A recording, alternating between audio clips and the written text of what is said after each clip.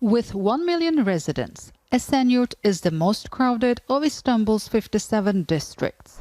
But like much of the city, it is becoming increasingly unaffordable. Abdulatif is having to move for a second time in 10 months. His latest landlord wants to raise the rent by 60%. We're spending half of our wages to exercise our most fundamental entitlement, housing.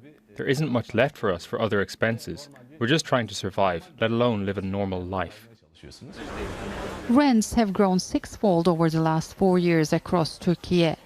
Naime may have retired, but she's burdened with assisting her married son. Despite the fact that both of them work, my son and wife live on a shoestring. I pay their rent with my own pension to help. Nevin is overwhelmed by the rent she has to pay for her family and for her daughter studying in a different city. As soon as my son and daughter graduate, we plan to return to our village. There's no future. How much longer can we rent? Housing and rental prices in Istanbul are the highest across Turkey because it is the most populous city.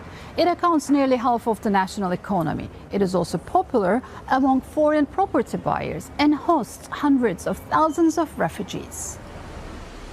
Experts say the government's insistence on preserving low interest rates helped fuel the housing market during the pandemic.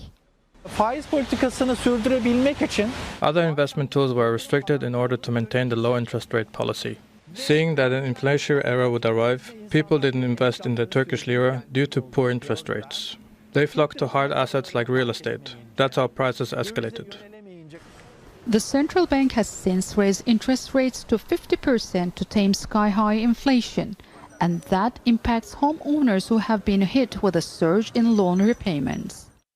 Fears of a similar earthquake have driven up the price of safer, newer buildings in Istanbul north of a major fault line. Sinem Kösoğlu, Al Jazeera, Istanbul.